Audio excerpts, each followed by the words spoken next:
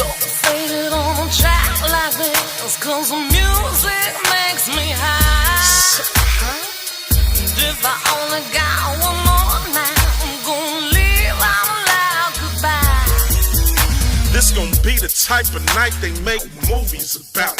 Bitch niggas get drugged. What up, world? It's your boy, Mr. Von, Mr. Von Channel Sweatbox. We back, we live, we active. You know how we do here on the channel. We keep it moving, son. Today, let's talk about some NBA news because it's All-Star Weekend. That's right. It's the break. It's even though it's way past halfway, but it's the midway point of the season. Even though technically it's past the midway point, but this is All-Star break. All-Star Weekend is upon us. The All-Star game is coming up on Sunday. But right now, I want to talk about the best and worst teams, and let's just talk about things that have happened in the first half of the season. Let's start out west. Obviously, the team to beat out west is Golden State Warriors. 47-9, the top of the Western Conference. No surprises there. Kevin Durant has actually fit into that offense a lot better than some people would have thought. And that team's rolling, man. That team is rolling right along. They have not really missed a beat from last season. 47-9. Yeah, they're not going to do the 73 wins again, but they don't need to. They don't need to. They just need to get back to the playoffs and win that championship. Spurs are right there, as you would expect. I believe number 2 team in the West.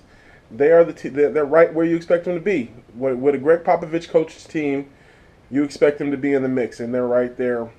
Kawhi Leonard's playing great.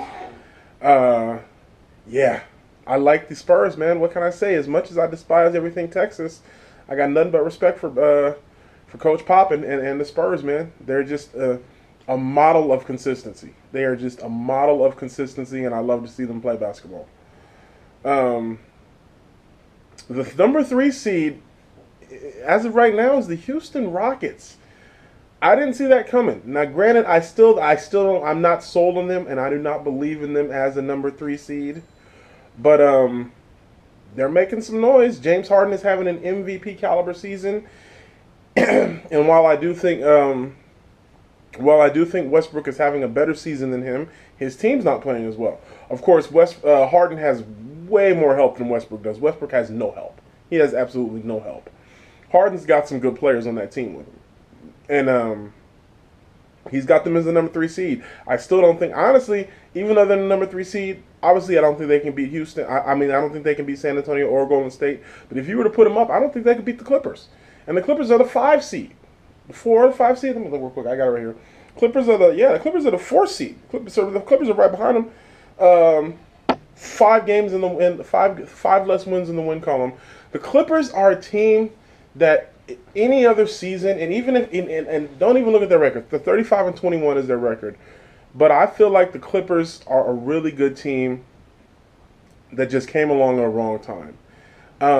I think they match up well against a team like the Spurs. I think they match up well against a team like the Clippers. They do not match up well against the Golden State Warriors. And they want to so bad. They're in the same division, and they play them 4 times a year. And it's just really rough. Every time they play the Golden State Warriors, it's not even really close. They cannot compete. Now, granted, they've had health issues. Chris Paul hasn't been there. Blake Griffin hasn't been there. He just got back. But that's always the story with the Clippers, especially since Doc Rivers has taken over. That team just cannot stay healthy. Every time they decide to make a run, every time they start playing really big basketball, Chris Paul goes down, Blake Griffin goes down, and they're not going to win when your 2 best players aren't there. The team that's surprising everybody right now is the Utah Jazz. They are playing some really good basketball at 35-22, and they've got the number 5 seed locked down. And they have a chance with the second half of the season. They got a chance to get into those top 4 seeds and get a home field and get home field advantage in the first round of the playoffs. I think this is another team that matches up well against the Houston Rockets. I would still pick the Rockets in a 7-game series over them, but Utah's playing some good basketball. In the West, like I said, Westbrook's just having a monster season. He's by far the best player in as far as the MVP candidates go.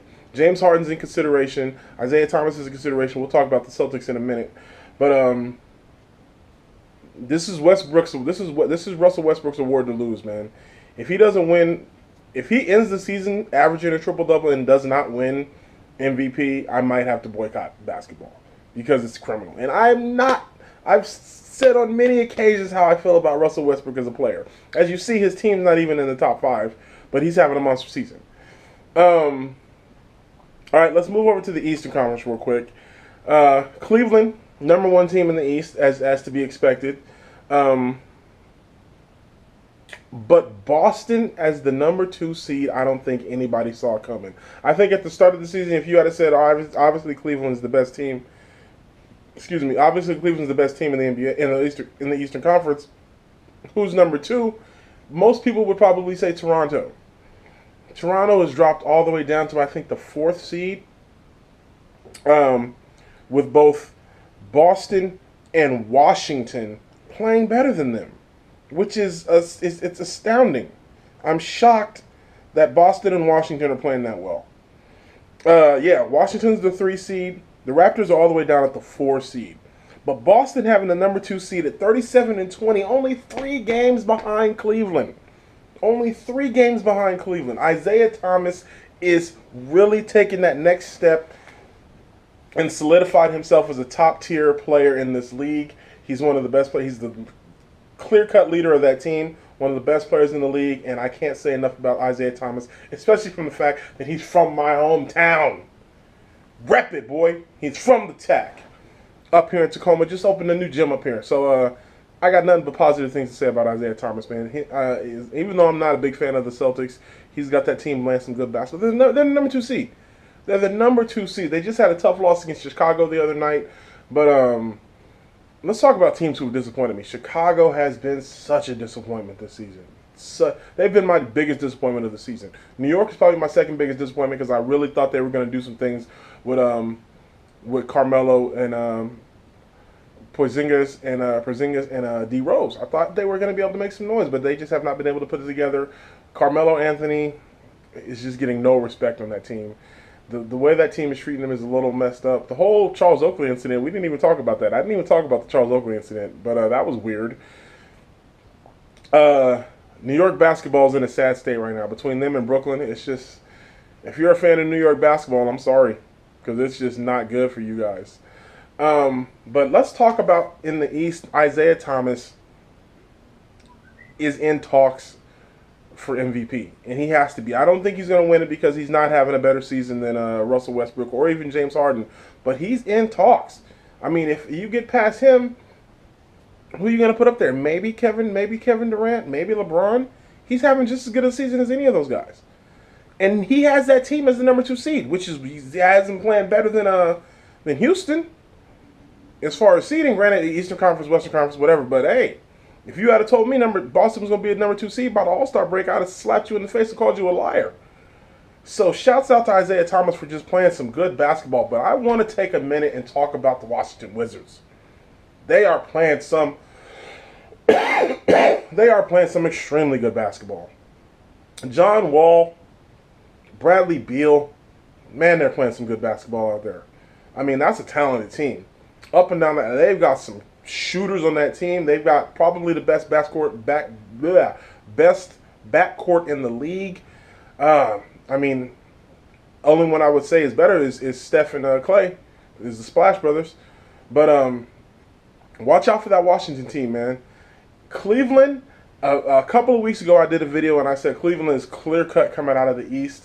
I got to retract that statement now. It's not. Cleveland has not been playing the best basketball. They're still playing good basketball. I mean, they're still the number 1 seed right now. They're still sitting in first place. But it is not so automatic now with how Washington's playing and with how Boston's playing. These teams in Washington matches up really good against Cleveland. They match up really well against Cleveland. And I'm kind of cheering for Washington right now. So, yeah, it's been an interesting first half of the season. I've liked it, very entertaining. Enjoy All-Star break, and then we can start looking towards the playoffs. We can start looking towards the playoffs, ladies and gentlemen. It's not that far away, a little over 2 months. A little over 2 months away. So, yeah. Let me know what you guys think. Who's been the biggest disappointment for you guys this season? And who's been the biggest surprise for you this season? Like for me, it's got to be either Boston or Washington is the biggest surprise for me. With the Utah Jazz being the third biggest surprise, because nobody thought the Jazz would be where they are. So let me know in the comment section below who you think has been the biggest surprise in the first half of this NBA season. And as always, make sure you like, share, and subscribe to the channel. It's your boy, Mr. Von, Mr. Von's channel. Sweatbox. Until next time, you know how we do. Peace. 100. The Joel on the beat. You talking to me? My boy, Josh Weisberg on the track with me. What up, Josh? Let's go. I love you so. Mr. Vine.